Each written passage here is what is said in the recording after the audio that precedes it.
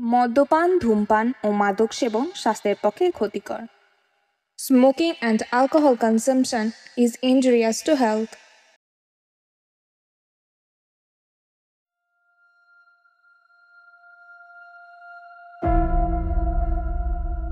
আজকের গল্পের সমস্ত চরিত্র ও ঘটনাবলী কাল্পনিক।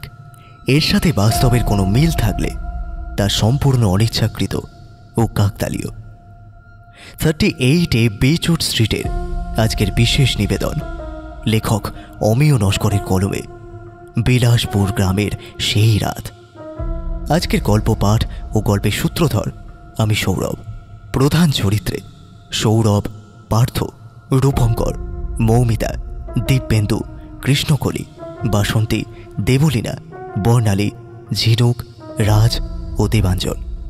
শুরু হচ্ছে আজকের বিশেষ নিবেদন বিলাসপুর গ্রামের সেই রাত।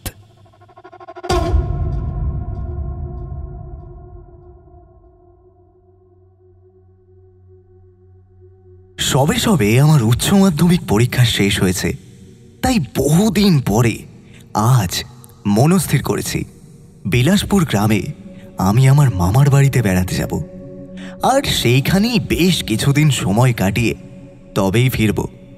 তাই সেই রকম পরিকল্পনা নিয়ে ব্যাগ প্যাট্রা গুছিয়ে বেরিয়ে পড়ি, যাতে নির্বিঘ্নে মামার বাড়িতে পৌঁছাতে পারি। তাই বাবা একটা অটো রিজার্ভ করে দিয়েছিল। অটোটা আমাকে মামার বাড়িতে পৌঁছে দিয়েই আবার ফিরে আসবে এমনটাই ঠিক হয়। তাই দেরি না করে অটো ড্রাইভার বিকেল বিকেল আমাদের শহরের বুক থেকে গাড়ি রওনা করল। শহরের যানজট, ছোট বড় গাড়ির হর্নের আওয়াজ ধীরে ধীরে পার করে আমাদের অটো এগিয়ে চলল মফস্বলের পথে। শহরের ঝাঁ চকচকে আলো বদলে গেল গাঁয়ের রাস্তার ঘুটঘুটে অন্ধকারে। ঘড়িতে সময় তখন সন্ধে 6টা। আমাদের গন্তব্য বিলাসপুর গ্রামে আমার মামার বাড়ি। সেই মোতাবেক গাড়ি সৌ সৌ শব্দে এগিয়ে চলেছে। এখন মার্চ মাস, তাই খাতায় কলমে শীতের শেষে বসন্তকাল শুরু হওয়ার কথা। তবুও এবছর এখনো যেন শীতকাল জেগে বসে আছে। সবই এই দুরন্ত আবহাওয়া বদলের ফল। শীতকালের বেলায় কেমন যেন নাটক শেষে পর্দা পড়ার মতো হঠাৎ করেই চোখের সামনে কালো পর্দা টেনে দেয়। সবটা আলো নিমেষেই অন্ধকার করে যায়। আজও তেমন হঠাৎ করেই সন্ধে হলো বেমালুমভাবে।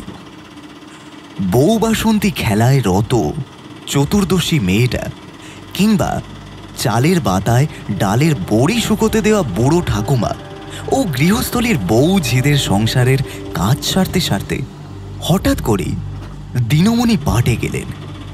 তবে এতে আশ্চর্যের কিছু নেই। শীতের বেলা এমনটাই হয়। এই শীতের সময় রাত বড় ও দিন ছোট হয়। তাই হঠাৎ সন্ধে নেমে আসাটা গাঁয়ের লোকজনদের কাছে এমন আকস্মিক লাগে। এতক্ষণে গাড়ির ড্রাইভার বার কত হর্ন বাজিয়ে হঠাৎ ব্রেক কষল। গাড়ির ভেতর থেকে আমি একটু থতমত খেয়ে উঠে জিজ্ঞাসা করলাম, কি হলো ড্রাইভার কাকু? কিছু বিগড়ল নাকি? কি জানি কি হলো, কিছুই তো বুঝতে পারলুম না। তাহলে এমন দুম করে ব্রেক কষলে কেন? আসলে আমার মনে হলো একটা কালো বিড়াল হঠাৎ করেই আমার গাড়ির নিচে এসে পড়েছে, তাই হঠাৎ এমনভাবে ব্রেক কষতে হলো। যাত্রাপথে বিড়ালে পথ কাটা একদম ভালো লক্ষণ নয়। তার উপরে দেখলাম কালো বিড়াল। দাঁড়াও অমিত, আমি গাড়ি থেকে বেরিয়ে দেখি বিড়ালটা আদেও বেঁচে আছে তো, নাকি চাকার তলায় গিয়ে পিষে গেল। এইসব বলতে বলতে ড্রাইভার কাকু অটো থেকে নেমে সামনে গিয়ে নজর করে দেখে। আমি বললাম, কি গো কাকু, বিড়ালটা চাকার তলায় পড়লো নাকি? না না, পড়েনি, ভাগ্য ভালো, বেঁচে গেছি। কাকু আবার অটোতে উঠে এসে গাড়ি স্টার্ট দিল। গাড়িটা আবার চলতে শুরু করেছে। গাড়ির ফাঁকা অংশগুলো দিয়ে আমি বাইরের দিকে তাকিয়ে দেখলাম অটোটা একটা ফাঁকা মাঠের মাঝখান বরাবর অপোক্ত উঁচু খালা অসমান কুঁচো ইটের রাস্তা দিয়ে এগিয়ে চলেছে গন্তব্যের দিকে। চারিদিকে ঘুটঘুটে অন্ধকারে ঢেকে আছে। একটু দূরের দিকে তাকালে প্রাচীন দৈত্যাকার বনস্পতির একটা সমান্তরাল রেখা চোখে পড়ে। তার উপর তুলিতে টানা লালচে কালোর সংমিশ্রিত আকাশ চোখে পড়ে। তারা যেন বহু যুগের কষ্ট বুকে বেঁধে অপেক্ষা করছে। এমন সময় ড্রাইভার কাকু হঠাৎ হর্ন দিতে দিতে চিৎকার করে উঠে গাড়িতে আবার ব্রেক কষতেই আমি থতমত খেয়ে মাথা হেলিয়ে গাড়ির ভেতর শুয়ে পড়ি। তার ঠিক কিছুক্ষণ পরে আবার হুড়মুড়িয়ে উঠে বসি এবং ড্রাইভার কাকুকে জিজ্ঞাসা করি, কি হলো কাকু, গাড়ি থামালে কেন? আমার তো মনে হয় এখনো বেশ খানিকটা রাস্তা বাকি আছে। তাহলে এখানে এভাবে গাড়ি থামালে যে? হ্যাঁ, আমি জানি তো এখনো বেশ খানিকটা রাস্তা বাকি আছে, কারণ এই পথে কতবার যে তোমার বাবা মাকে নিয়ে এসেছি সে কথা হাতে গুণে বলা সম্ভব নয়। কিন্তু গাড়ি থামালাম তার কারণ আমার মনে হলো আবারও গাড়ির তলায় কেউ চাপা পড়েছে। বোধহয় বিড়াল কুকুর টুকুর হবে। ওনার কথায় আমি অটো থেকে নিচে নেমে দেখলাম, কিন্তু কোথাও কিছু দেখতে পেলাম না। তাই ড্রাইভার কাকুকে উদ্দেশ্য করে বললাম, আরে কই, কাউকে তো আমি দেখতে পাচ্ছি না। কী সব বলছো তুমি? তোমার শরীর ঠিক আছে তো? আমার কথা শুনে ড্রাইভার কাকু হঠাৎ চমকে উঠল এবং বিস্ময়ে নিমেষেই তার ভ্রু কুঁচকে গেল। বোধহয় তখন ওনার নিজের দৃষ্টিশক্তির প্রতি রাগ হচ্ছিল। ভাবছিল, পরপর দুবার কি করে আমার এমন ভুল হতে পারে? দুবার যা দেখলাম ভুল দেখলাম না। না, এমনটা হতে পারে না। বোধহয় এই গ্রামে কোনো গণ্ডগোল বাসা বেঁধেছে, নাইলে এমন অলৌকিক কাজ কারবার হয় কি করে? হয়তো এসব ভাবতে ভাবতেই ড্রাইভার কাকু ফাঁকা মাঠের মাঝখান দিয়ে অটো চালিয়ে এগিয়ে চলেছে। চারিদিকে কেউ কোথাও নেই, কিচ্ছু নেই, পুরো ফাঁকা রাস্তা, পুরো ফাঁকা গ্রাম। ধুধু মাঠ যেন রাতে জেগে তাদের অপেক্ষা করছে, হাত বাড়িয়ে ডাকছে। অতন্দ্র প্রহরীর মতো সজাগ হয়ে দাঁড়িয়ে আছে আম জাম কাঁঠালের পেয়াদারা, আর নিশ্চিন্তে ঘুমিয়ে আছে ছোট বড় ঘরগুলো।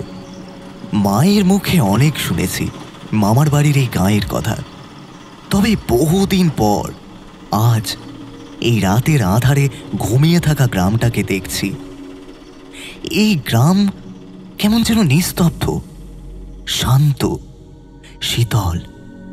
মা বলতো জনবসতি তেমন একটা নেই। পুরো গ্রাম ঘুরলে বড় জোর 20টা বসত বাড়ির দেখা মিলবে।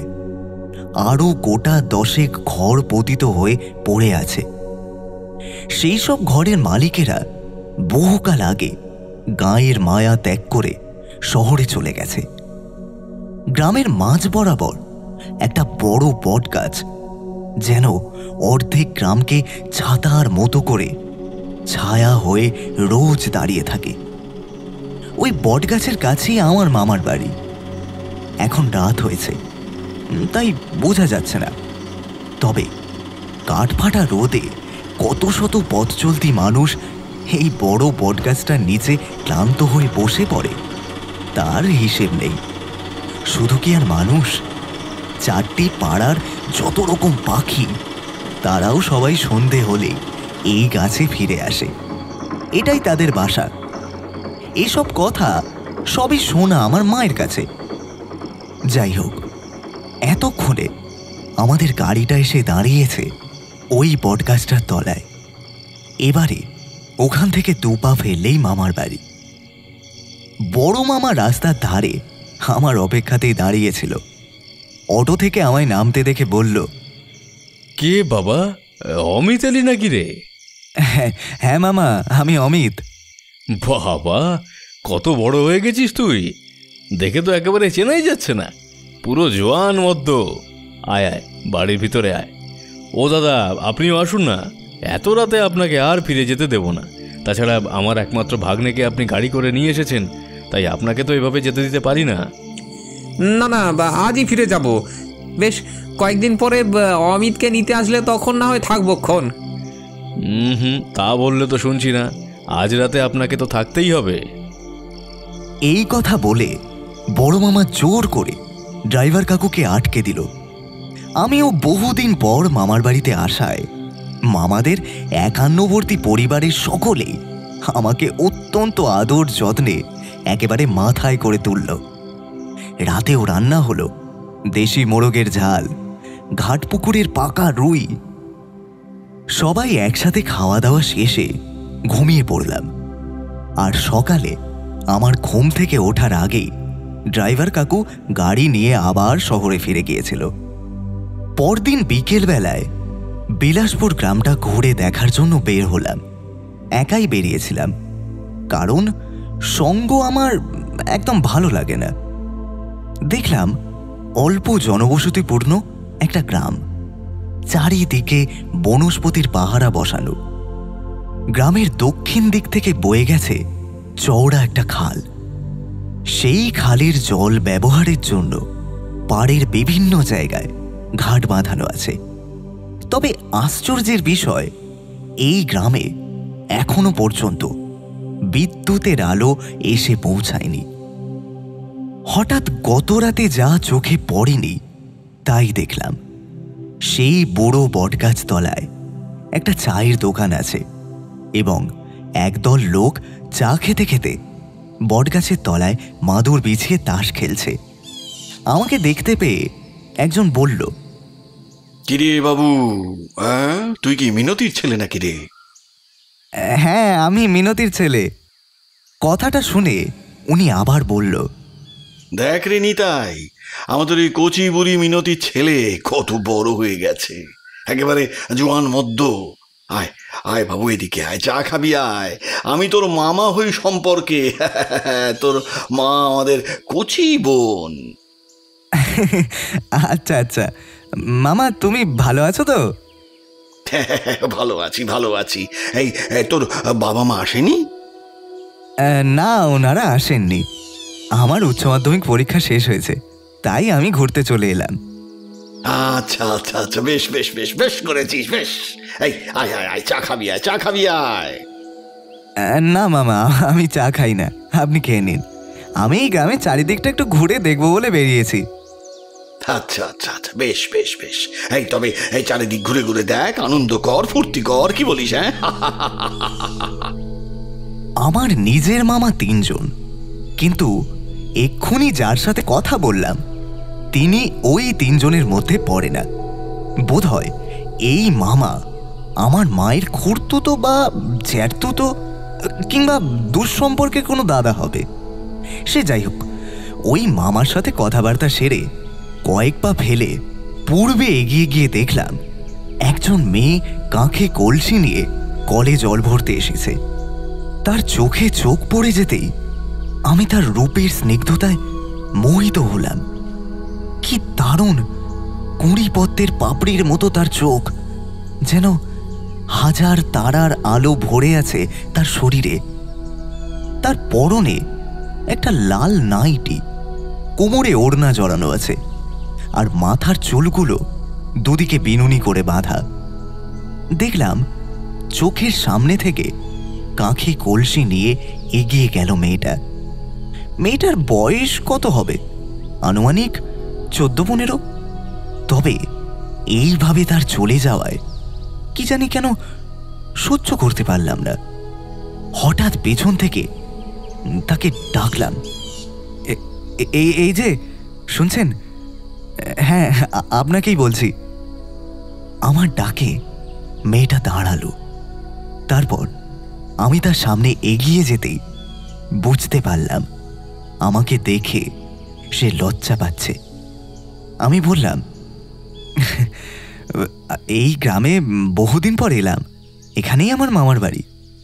রাজেশ্বর বৈদ্য আমার বড় মামা। আপনি ভাবছেন খামোকা এসব কথা হঠাৎ আপনাকে কেন শোনাতে এলাম।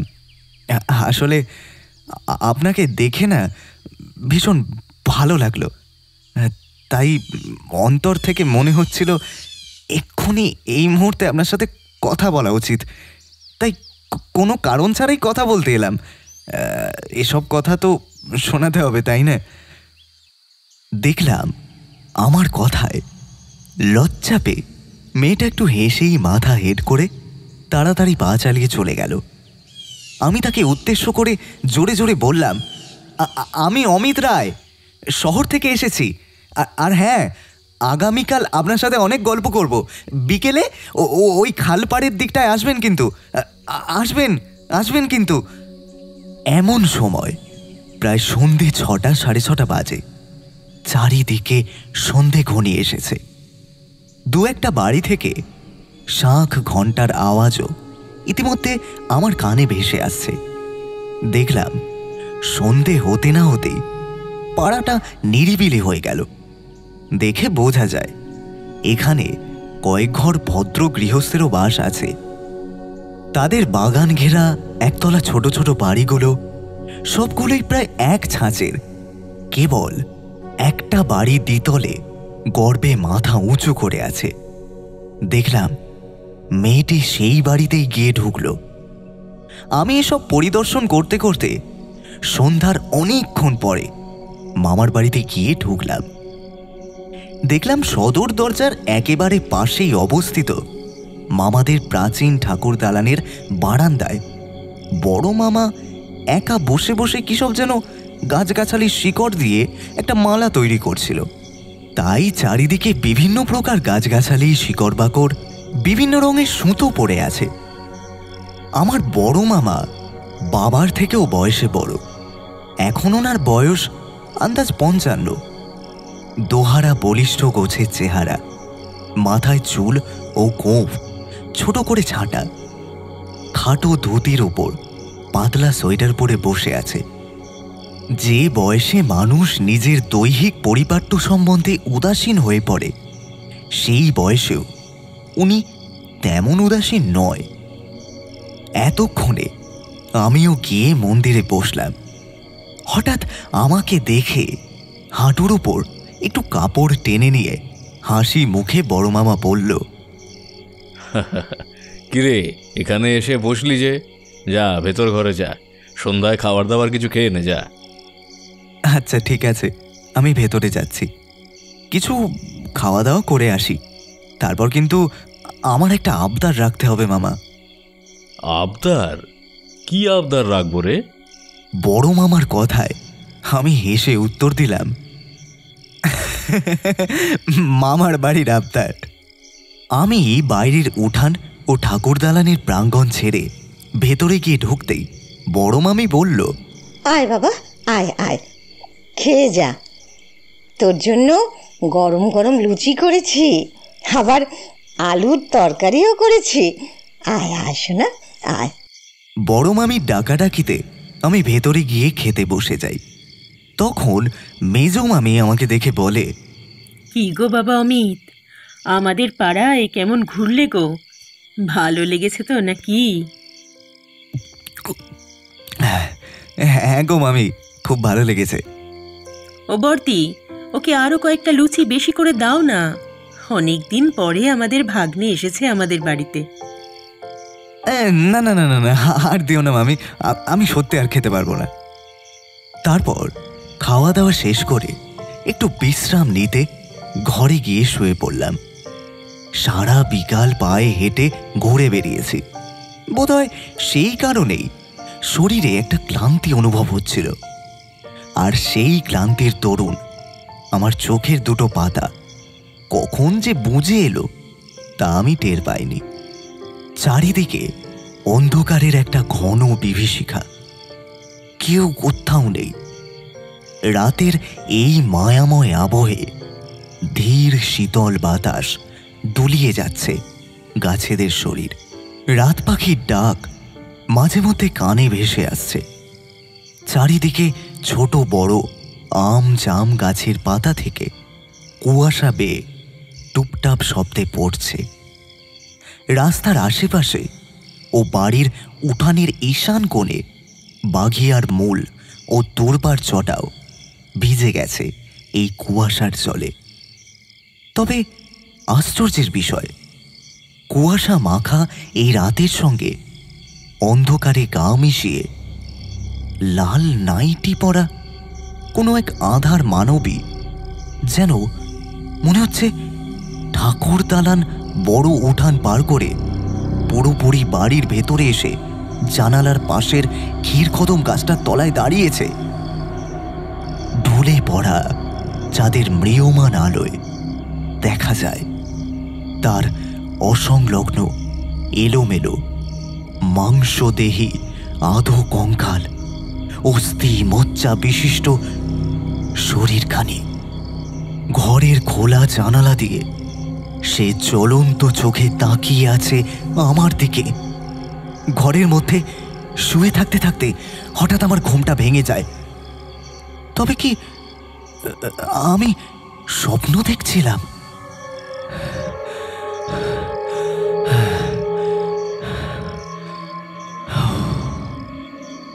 চোখ খুলতে জানালার দিকে তাকিয়ে বুঝতে পারি, হ্যাঁ, এতক্ষণ আমি স্বপ্নই দেখছিলাম। কিন্তু হঠাৎ কেউ যেন জানালার ওপার থেকে কেমন যেন অস্পষ্ট সুরে কি সব বলে বিভৎসভাবে খিলখিলিয়ে হাসতে হাসতে এগিয়ে চলেছে। ওই দিকটায় চোখ রাখতেই দেখলাম খোলা জানালার সন্নিকট ত্যাগ করে কেউ একজন রমণী হেঁটে চলে যাচ্ছে অনেকটা দূরে। হিমেল বাতাস ও হালকা কুয়াশা ভেজা ঘাসের উপর দিয়ে কয়েকটা অশরীরের পদচিহ্ন ফেলে সেই অপরিচিত রমণী সন্তর্পণে ক্রমশ এগিয়ে চলল দূরের কুয়াশা ঘেরা দিগন্তের দিকে, এবং সঙ্গে সঙ্গে ভৌতিক এক বাতাবরণে ভরে উঠল চারিদিক। তৎক্ষণাৎ কোনো একটা অজানা ভয়ে রীতিমতো ঘাবড়ে গিয়ে ঘর থেকে উঠানের দিকটায় বেরিয়ে আসতে দেখি এখনো এত রাত পর্যন্ত বড় মামা ঠাকুর দালানে বসে আছে, এবং বড় মামার কাছে বেশ কয়েকজন লোক জড়ো হয়েছে। মায়ের মুখে বহুবার শুনেছি বড় মামা একজন নামকরা গুণিন, তাই সন্ধ্যের পর তার কাছে বহু রোগী তাদের সমস্যার সমাধানের উদ্দেশ্যে আসে। আর এই গুণিনদের কাজ তো রাতে, তাই মামা রাত জেগে আজও হয়তো ঠাকুর দালানে সেই রকম কিছু কাজ করছে। দালানের দিকটা একটু এগিয়ে যেতেই শুনলাম একজন বয়স্ক লোক খুব ধীরে ধীরে শান্ত এবং চিন্তিত গলায় মামার কাছে বলছে, কি করা যায় বলুন তো রাজেশ্বর বাবু? মেয়েটার উপদ্রব ক্রমশ বেড়েই চলেছে। হাতের কাছে যা পাচ্ছে ভেঙে ফেলছে, কিছু খাচ্ছে না। দিনের আলো যতক্ষণ আছে ততক্ষণ বেশ ভালো, কিন্তু সূর্য ডুবে গেলেই ওর শরীরে যেন ভর করছে কোনো এক পৈশাচিক শক্তি। কি যে হবে কিছুই তো বুঝতে পারছি না। দেখলাম বড় মামা গম্ভীর মুখে বলল, যাও, তোমাদের মধ্যে থেকে দুজন গিয়ে মেয়েটাকে নিয়ে এসো, তারপর দেখছি কতটা কি করা যায়। হ্যারিকেনের আলোয় বড় মামার কপালে পড়া ভাঁজ দেখে স্পষ্ট বুঝতে পারলাম বিষয়টা ভীষণ গোলমেলে। তাই আর দালানের কাছাকাছি না গিয়ে দূর থেকে দাঁড়িয়ে দাঁড়িয়ে দেখতে লাগলাম আমার সামনে ঘটে চলা সেই দৃশ্য। দালানে মামার পাশে বসে থাকা 4-5 জন লোকের মধ্যে থেকে 2 জন লোক উঠে গেল। বোধহয় সেই মেয়েটাকেই ধরে নিয়ে আসতে গেল। আমি দাঁড়িয়ে থাকতে থাকতে পেছনে খানিকটা হেঁটে গিয়ে দাওয়ার উঁচু থামের উপর গিয়ে বসলাম। দেখলাম রাতের গভীরতা অনেকটা বৃদ্ধি পেয়েছে। এখন তমসার ঢেউ এতটাই গাঢ় হয়েছে যে নিজেই নিজেকে দেখতে পাচ্ছি না। মনে হচ্ছে যেন আমি অদৃশ্য হয়ে গেছি। এই সময় চাঁদের আলো ঢাকা পড়েছে মেঘের চাদরে। একটু আগেই যে ভয়ানক স্বপ্ন দেখলাম, তাতে করে আজ রাতে আর ঘুম আসবে বলে আমার মনে হয় না। তার চেয়ে ভালো আমি এখানেই বসে বসে দেখি দালানে বড় মামা ওই সব লোকগুলোর সমস্যার কিভাবে সমাধান করে। অন্ধকারে চুপচাপ বসে থাকতে থাকতে হঠাৎ শুনতে পেলাম একজন মেয়ের কণ্ঠস্বর, এবং সেই স্বর ভেসে আসছে সদর দরজার দিক দিয়ে। অতঃপর সদর দরজার দিকে চেয়ে দেখতেই দেখলাম একটু আগে যে লোক দুটো উঠে গেল, তারা দুজনে একজন মেয়েকে শক্ত করে ধরে জোর করে টেনে হিজড়ে নিয়ে আসছে বড় মামার কাছে, এবং সেই মেয়েটার মুখ থেকে বেরিয়ে আসছে প্রবল আর্তনাদ। ছেড়ে দে, ছেড়ে দে আমাকে বলছি, ছেড়ে দে, ছেড়ে দে। কোথায় নিয়ে যাচ্ছিস, কোথায় নিয়ে যাচ্ছিস আমাকে? মেয়েটার কথা বলার ধরন দেখে এবং গলার স্বর শুনেই মনে হলো ওই মেয়ে এখন আর স্বাভাবিক নেই। ওর মধ্যে দ্বিতীয় কোনো আত্মার অনুপ্রবেশ ঘটেছে। কিন্তু কিছুক্ষণের মধ্যেই একটা দৃশ্য দেখে আমার বুকটা কেমন যেন ধরাস করে কেঁপে উঠল। আজ বিকেল শেষে গোধূলি বেলায় কাঁখে কলসি নিয়ে যে মেয়েটা জল আনতে এসেছিল, এটাই তো সেই মেয়েটা। কিন্তু এর এমন অবস্থা হলো কেন? এতক্ষণে সেই দুজন লোক মেয়েটাকে জোর করে এনে বসিয়ে দিয়েছে বড় মামার সামনে। আর বড় মামা কিসব মন্ত্র বলতে বলতে ফুঁ দিয়ে মেয়েটার শরীরে এক মুঠো করে কালো তিল ও সর্ষে দানা ছিটিয়ে দেয়। আর মেয়েটা প্রচন্ড পরিমাণে চিৎকার করতে করতে মেঝের ওপর কেমন যেন মূর্ছিত হয়ে পড়ল। মরে গেলাম, মরে গেলাম, বাঁচাও, বাঁচাও, বাপরে, বাপরে, মরে গেলাম। তবুও বড় মামার মন্ত্রোচ্চারণ শেষ হলো না। আশ্চর্যের বিষয়, এখনো যেন ওই মন্ত্রধ্বনি আমার কান মাথাকে ঝালাপালা ধরিয়ে দিতে লাগলো। অগত্যা সেই মন্ত্রোচ্চারণ সহ্য করতে না পেরে আমি ঘরের মধ্যে ফিরে এলাম এবং অনুভব করলাম আমার শ্রবণ শক্তিও অত্যন্ত তীক্ষ্ণ হয়ে উঠেছে। ঠাকুর দালানে কি কথা হচ্ছে তা ঘরের ভেতর বসেও শুনতে পাচ্ছি। দালানে বসে বসে সেই মেয়েটার ওপর চিৎকার করে বড় মামা বলে উঠল, কে তুই? কেন এসেছিস এই শরীরে?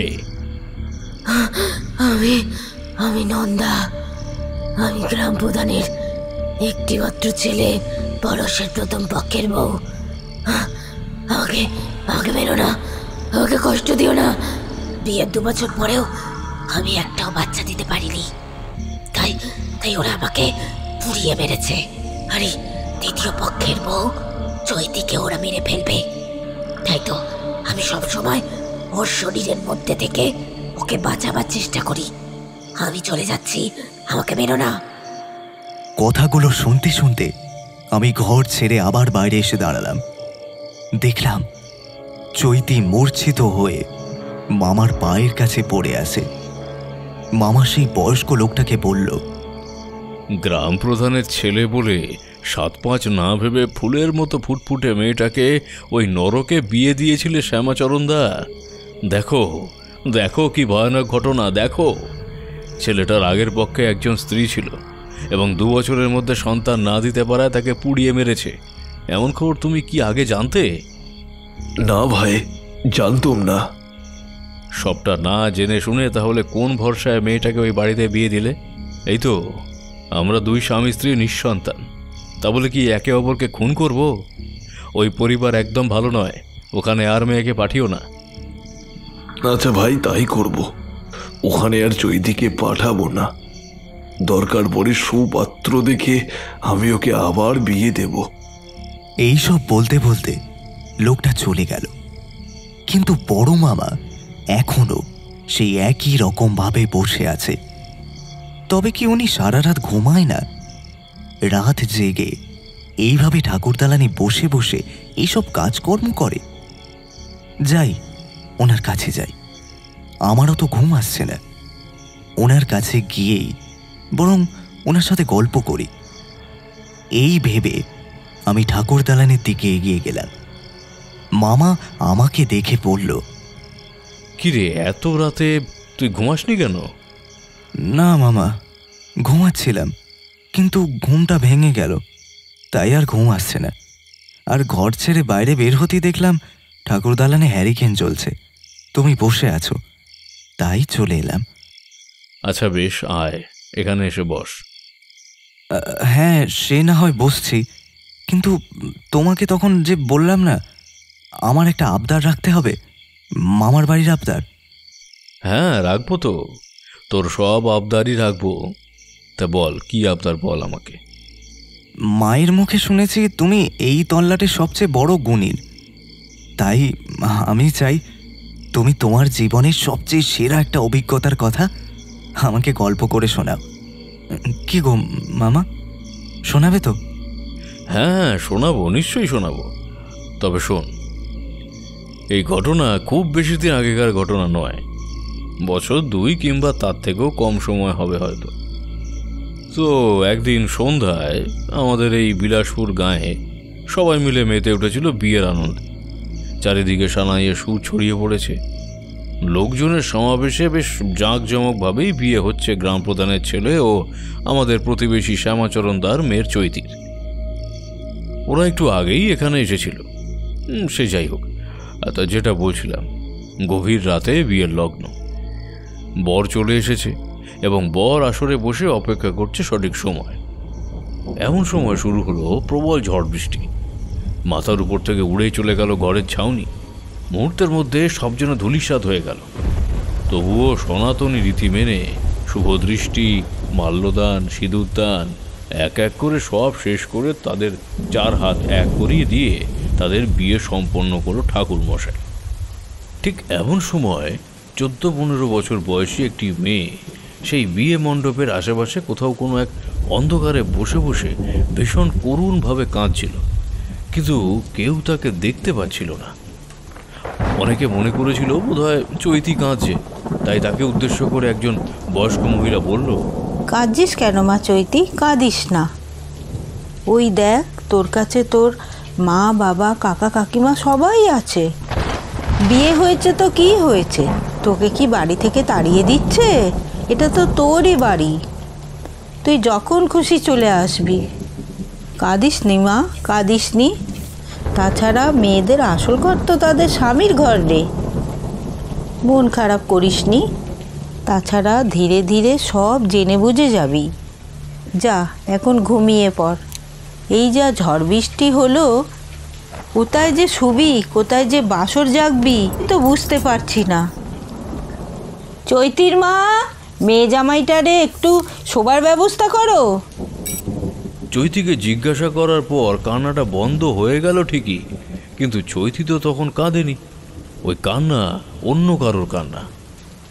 চারিদিকে জল কাদা প্যাচপ্যাচে অবস্থা, আকাশে আবার মাঝে মধ্যে বজ্রবিদ্যুতের বিকট আওয়াজ। তবুও আবার কোনো রকমের ত্রিপল টাঙিয়ে আত্মীয় স্বজন, বন্ধু বান্ধব এবং পাড়া প্রতিবেশী এদের সকলের খাওয়া দাওয়ার ব্যবস্থা করা হলো। কেউ কেউ আবার তো দিশি মদের নেশায় মত্ত হয়ে জল কাদার পরোয়াই করছে না। এমন সময় চৈতির বর পরেশের কানে আবারও ভেসে এলো সেই করুণ কান্না। বিবাহস্থল থেকে অনতি দূরের অন্ধকার থেকে ওই কান্না সুর ভেসে আসছে। কান্নার সেই করুণতা এত ভিড়ের মধ্যেও পরেশকে যেন একা করে দিচ্ছিল। অনবরত কান্নার সেই আওয়াজে তার কান যেন ঝালাপালা হয়ে যাচ্ছিল। এমন সময় সে দেখতে পেল একজন নারীর ছায়ামূর্তি ধীরে ধীরে বেরিয়ে এলো অনতি দূরের সেই এক তাল অন্ধকার থেকে। দূর থেকে দেখে তাকে চেনা যায় না, তবে তার পরনে একটা লাল নাইটি যেন ধুলো মাটি লেগে অর্ধেক নোংরা হয়ে আছে। তার চোখ থেকে যেন একটা জ্যোতি ঠিকরে বেরিয়ে আসছে। তাকে দেখে সম্মোহিত হয়ে পরেশ এগিয়ে যেতে লাগলো ঘোর অন্ধকারের দিকটায়।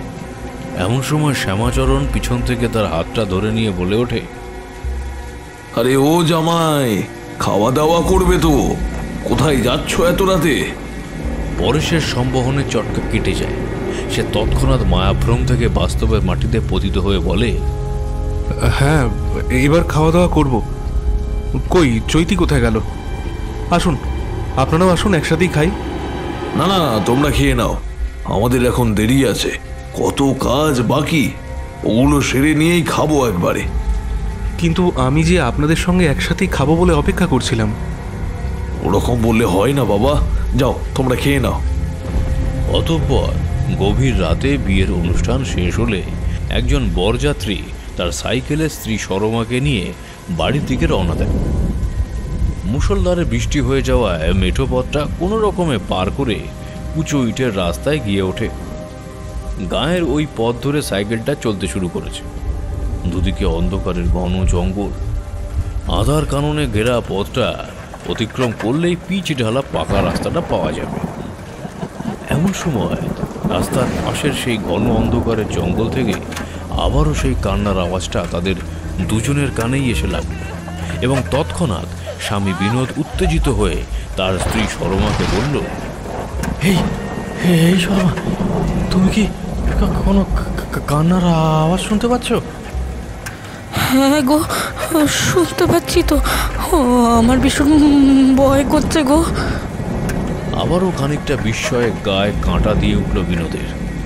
সে দেখল সেই অন্ধকার থেকে একজন 14-15 বছর বয়সী মেয়ে বেরিয়ে এসে তাদের সামনে দাঁড়িয়েছে এবং সেই একইভাবে কেঁদে চলেছে।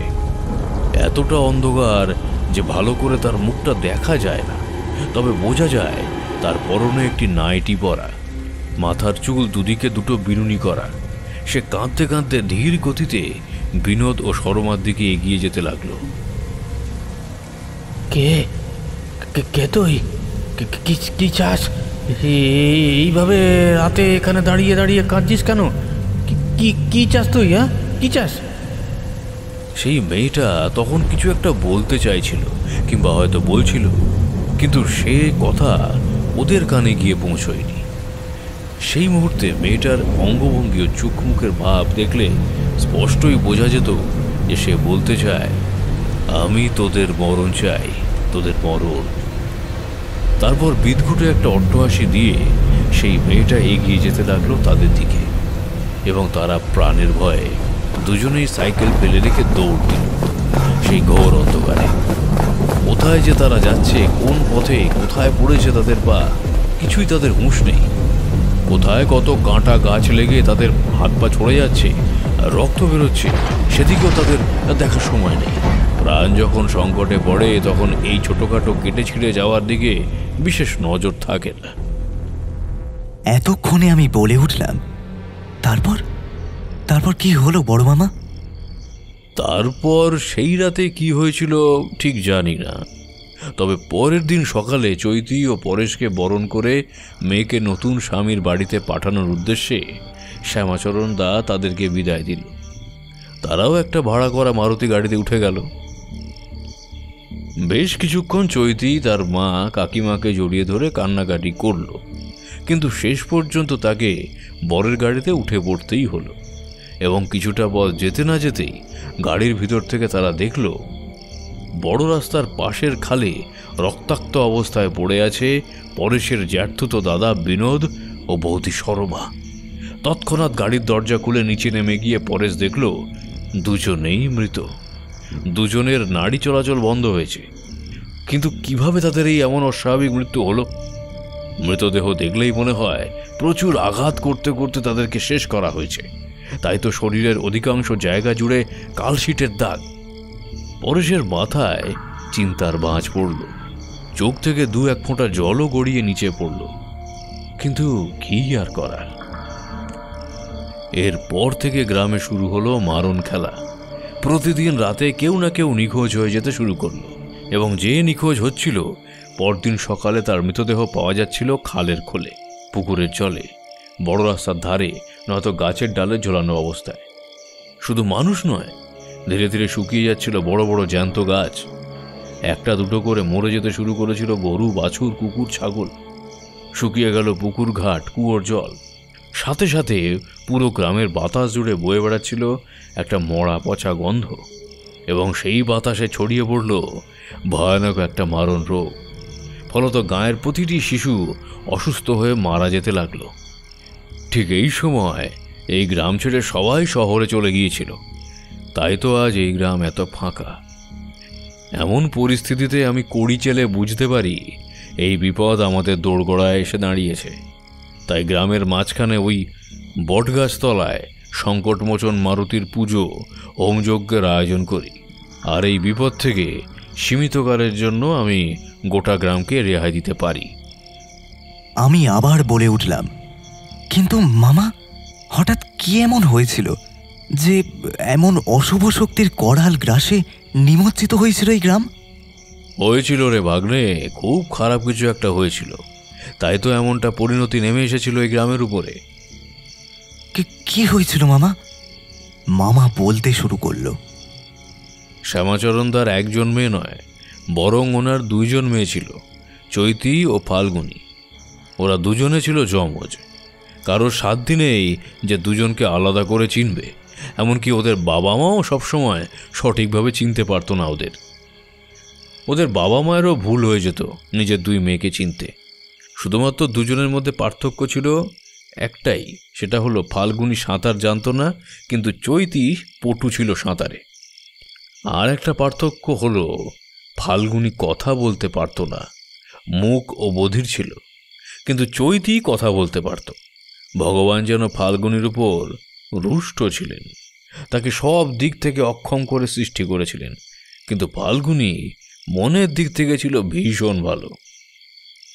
তারপর একদিন ঠিক দুপুরবেলায় ফাল্গুনী একটা মাটির কলসি নিয়ে কলে জল ভরতে যায়। কলতলায় গিয়ে দেখে কলটা ভেঙে পড়ে আছে, জল উঠছে না। তাই সে সেখানে দাঁড়িয়ে পড়ে এবং নিজ মনে খানিকটা ভাবে, খালি কলসি তো বাড়িতে ফিরিয়ে নিয়ে যেতে নেই, কি করব? তবে কি বড় পুকুরের পরিষ্কার জল এক কলসি তুলে নিয়ে যাব? কিন্তু আমি তো সাঁতার জানি না, যদি পড়ে যাই। এইসব ভাবতে ভাবতে ফাল্গুনী কাঁকে কলসি নিয়ে অনেকটা পথ হেঁটে গিয়ে গেল গ্রাম প্রধানদের বাড়ির কাছাকাছি, বড় পুকুরটার কাছে। রাস্তাঘাটে কেউ কোথাও নেই, সূর্যের প্রখর তাপে চারিদিক খাঁ খাঁ করছে। রাস্তাঘাটে মানুষ তো দূর, একটাও পশু পাখির টিকিও দেখা গেল না। এতক্ষণে ফাল্গুনী পুকুর পাড়ে উপস্থিত হয়ে ঘাট দিয়ে নিচে নামতেই দেখে পুকুরের জলে গলা ডুবিয়ে বসে আছে একটা লোক। লোকটা স্নান করছিল। হঠাৎ সে ফাল্গুনীকে দেখে অবাক হয়ে বলল, কি রে, এত দূর পুকুরে এই ভর দুপুরে জল তুলতে এসেছিস কেন? ফাল্গুনী কথা বলতে পারে না, আর তেমন ভালো শুনতেও পায় না, তাই অনুমান করে অঙ্গভঙ্গির মাধ্যমে বোবারা যেমনভাবে কথা বলে সেইভাবে বুঝিয়ে দেয়, আমাদের পাড়ার কল ভেঙে গেছে, তাই খালি কলসি নিয়ে যাতে বাড়ি ফিরতে না হয় তাই এত দূরে জল নিতে চলে এসেছি।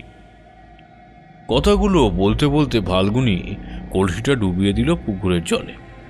লোকটা তখন এক দৃষ্টিতে তাকিয়ে আছে ফাল্গুনীর শরীরের দিকে। 14-15 বছর বয়সী ফাল্গুনীর শরীরে তখন ফাল্গুন মাস এসেছে।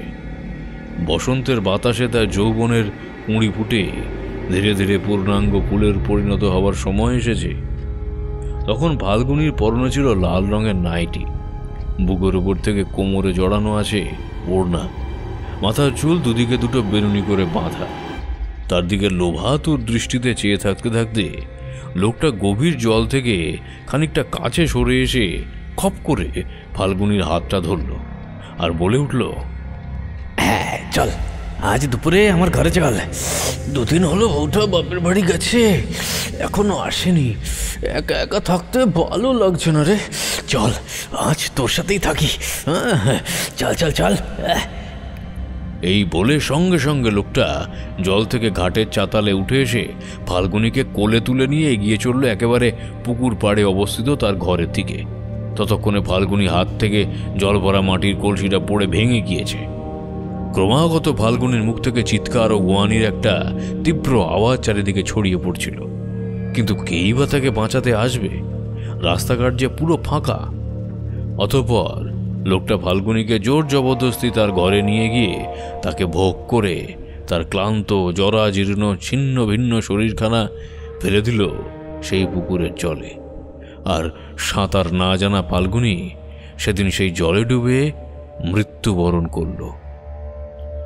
আজ পর্যন্ত গ্রামের সবাই জানে ফাল্গুনী ওই পুকুরে জল তুলতে গিয়ে পা পিছলে পুকুরে পড়ে যায় এবং সাঁতার না জানার দরুন তার জলে ডুবে মৃত্যু হয়। কিন্তু এর পিছনে প্রকৃত সত্য হলো এই যে গ্রাম প্রধানের দাদার ছেলে বিনোদ ফাল্গুনীকে ধর্ষণ করে তাকে ওই পুকুরের জলে ফেলে দিয়েছিল এবং জলে ডুবে ফাল্গুনের মৃত্যু হয়। তাই তো তার সাথে হওয়া এমন অন্যায়ের প্রতিশোধ নিতে চৈতির বিয়ের দিন রাতে চৈতির বর পরেশের জ্যাঠতুতো দাদা বিনোদ ও বিনোদের স্ত্রী সরমাকে শেষ করেছে ওই ফাল্গুনীর অতৃপ্ত আত্মা। যদিও সেই রাতে ফাল্গুনী তার মৃত্যুর প্রতিশোধ নিয়েছে, কিন্তু তবু আজও ফাল্গুনীর আত্মার শান্তি হয়নি। আজও ফাল্গুনীর প্রেতাত্মা এখানে ওখানে ঘুরে বেড়ায়। মামার মুখে গল্প শুনে আমার সারা শরীরে কাঁটা দিয়ে উঠল। হঠাৎ মনে পড়ে গেল তখন ঘুমের ঘোরে অবচেতন মনে আমি যেটা দেখেছি তা আমার স্বপ্ন নয়, বরং আমি সেই ফাল্গুনীকেই দেখেছি। আমার ঘরের জানলার পাশ দিয়ে বোধহয় সেই হেঁটে গেছে। কথাটা ভেবেই যেমন উত্তেজিত হচ্ছি, সঙ্গে সঙ্গে একটা চাপা ভয় আমার মধ্যে কাজ করছে। আমি এতক্ষণে বলে উঠলাম, কিন্তু কেন? ফাল্গুনীর অতৃপ্ত আত্মা এখনো কেন এখানে ঘুরে বেড়ায়? তার তো প্রতিশোধ নেওয়া হয়ে গেছে, চাইলেই তো সে অন্যত্র চলে যেতে পারে। হ্যাঁ, সে তো চলে যেতেই পারে, কিন্তু সে বাবা মা ও বোন চৈতিকে যে খুব ভালোবাসে, তাই মায়া কাটিয়ে আর তার যাওয়া হয় না। যা, এবার গিয়ে শুয়ে পড়, অনেক রাত হলো। হ্যাঁ মামা, খুব ঘুম পেয়েছে, এবার গিয়ে ঘুমিয়ে পড়ব। তুমি ঘুমাবে না? হ্যাঁ, আমিও এবার বাড়ির ভিতর যাব, চল। আমারও ঘুম পেয়েছে, চল। অতঃপর মামাও ঠাকুর দালান ছেড়ে বাড়ির ভেতর চলে এলো এবং আমিও এসে আমার নির্দিষ্ট বিছানায় শুয়ে পড়লাম। দেখলাম খোলা জানালা থেকে ঘরের ভেতরে বাইরে থেকে চাঁদের আলো এসে পড়েছে। ধিমি তালে বয়ে চলা বাতাসও ঢুকে পড়ছে। একবার মনে হলো জানলাটা বন্ধ করে দিই, কিন্তু পরক্ষণে আবার মনে হলো না, থাক। এইসব ভাবতে ভাবতে হঠাৎ আমার মাথায় একটা অন্য চিন্তা এসে একবার পাক খেয়ে গেল। চিন্তাটা কি? চিন্তাটা হচ্ছে, এখন প্রায় রাত 2-2:30 বাজে, তাই আজ না বলে গতকাল বলাটাই ঠিক হবে। আমি গতকাল বিকেলে যখন ঘুরতে বের হয়েছিলাম, তখন গ্রামের চারিদিকে ঘুরে বাড়িতে ফেরার আগের মুহূর্তে ঠিক গোধূলি লগ্নে কলের চাতালে যে মেয়েটার সাথে দেখা হলো, তার পরনে ছিল লাল নাইটি, কোমরে ওড়না জড়ানো ছিল। ও কি তবে চৈতি না ফাল্গুনী? চৈতি নাকি ফাল্গুনী, এই কথাটা ভাবতে ভাবতে, চিন্তা করতে করতে আমার মাথার ভেতরটা কেমন যেন গোলমেলে হয়ে গেল। আমার কেন জানি না মনে হচ্ছে গোধূলি লগ্নে দেখা সেই নারী ফাল্গুনীই হবে। এমন সময় হঠাৎ বাইরে শোঁ শোঁ করে বাতাস প্রবাহের একটা শব্দ আমার কানে এলো, সঙ্গে রিন রিনে একটা ভৌতিক ধ্বনি। তৎক্ষণাৎ আমার চোখ দুটো জানলার দিকে যেতেই দেখলাম জানলার ওপাশে দাঁড়িয়ে আছে সেই মেয়েটা। তার পরনেও সেই একই লাল নাইটি, মাথার চুল দুদিকে দুটো পেনুনি করে বাঁধা, তার চোখের মণি দুটো জ্বলজ্বল করছে এবং তার মুখে একটা প্রশান্তির হাসি। বোধ হয় আবারও কোনো বহু দিনের দুঃসাধ্য কাজ সাধন করেছে সে। তারপর আমি বিছানা ছেড়ে নিচে নেমে জানলার কাছাকাছি যেতেই স্পষ্ট দেখতে পেলাম তার মুখটা। হ্যাঁ, এই তো সেই মেয়ে যাকে গতকাল বিকালে আমি কলের চাতালে কলসি কাঁখে দেখেছিলাম। দেখে আমার মনে ভালোবাসা জন্ম নিয়েছিল, এমনকি যার সাথে কথা বলার জন্য, সময় কাটানোর জন্য বলেও ছিলাম আগামীকাল আমি খালপাড়ের দিকটায় অপেক্ষা করব।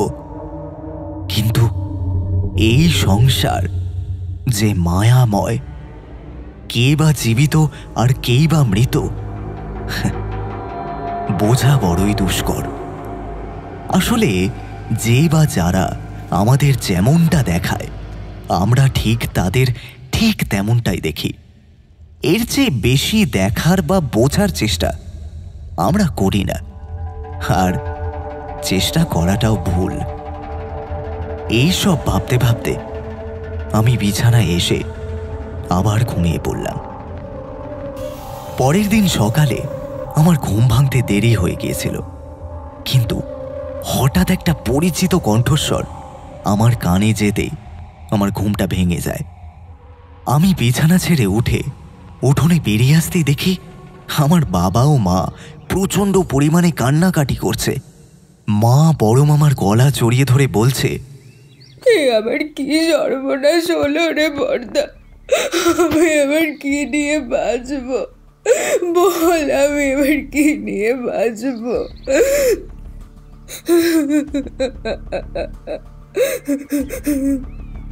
বাবাও বাবার মতো কান্না জুড়ে দিয়েছে, কিন্তু এনারা হঠাৎ এমন কান্নাকাটি করছে কেন কিছুই বুঝতে পারলাম না। তারপর হঠাৎ মা কেঁদে উঠে বলল,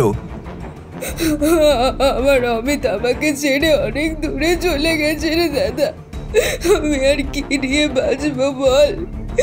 ভগবান, তুমি আমার সবটুকু কেড়ে নিলে, আমার সবটুকু কেড়ে নিলে তুমি। কথাটা শুনে আমি তো অবাক। অমিত, আমি তো অমিত, কিন্তু আমি এই তো, আমার তো কিছু হয়নি। আমি তো মামার বাড়িতে ঘুরছি, খাচ্ছি, গল্প শুনছি, কিন্তু মামা মামিরা কি জানি কেন চুপ করে আছে। বললেই তো হয়ে যায় যে তোমাদের অমিত আমাদের বাড়িতে এসেছে, এখানেই আছে, কিন্তু ওরা তো কোনো উত্তর না দিয়ে কেমন যেন আমার বাবা মায়ের সাথে কান্না জুড়ে দিয়েছে, নিজেরাও তালে তাল মেলাচ্ছে। উচ্চ মাধ্যমিক পরীক্ষার পর বহুবার বলেছিল মামা বাড়িতে যাব, তাই যাতে নির্বিঘ্নে এখানে পৌঁছাতে পারে তাই একটা অটো ভাড়া করে দিলাম। কিন্তু এখানে আস্তে আস্তে মাঝ রাস্তায় একটা লরির সাথে অ্যাক্সিডেন্টে অটো চালক সমেত আমাদের অমিত প্রাণ হারায়। আমাদের অমিত আর বেঁচে নেই দাদা, আমাদের অমিত আমাদের ছেড়ে অনেক দূরে চলে গেছে। কথাটা শুনে আমি অবাক হলাম এবং বুঝলাম, ও আচ্ছা, তার মানে এই অটোতে করে আমার মামার বাড়িতে আসা, মামার বাড়িতে থাকা, খাওয়া, মামার কাছে গল্প শোনা, সবটাই আমার ব্যক্তিগত ভাবনা। আমাকে আদেও কেউ দেখতে পায়নি, কেউ অনুভব করেনি, কারণ ততক্ষণে আমার শরীরে মৃত্যু ঘটেছে এবং মামার বাড়িতে আসার যে উত্তেজনা ছিল, সেই উত্তেজনা বশত আমার আত্মা এখানে চলে এসেছে এবং এখানে এসে মামার বাড়ির মজা, মামা মামির যত্ন, এসব গ্রহণ করে চলেছে। আসলে আমি যে অশরীরী, তাই হয়তো ওরা আমাকে অনুভব করেনি, কিন্তু আমি অনুভব করেছি ওদের। তবে এতক্ষণে বুঝলাম আমি অশরীরী, তাই তো মামার ভূত তাড়ানো মন্ত্র আমাকে বিরক্ত করছিল। কিন্তু কিন্তু খারাপ লাগছে একটা কথা ভেবে। আজ কিছু মদ্য মাতাল গাড়ি চালকের জন্য আমার শরীরের মৃত্যু হলো। এখন আর আমি চাইলেও আমার বাবা মায়ের কাছে ফিরে যেতে পারবো না।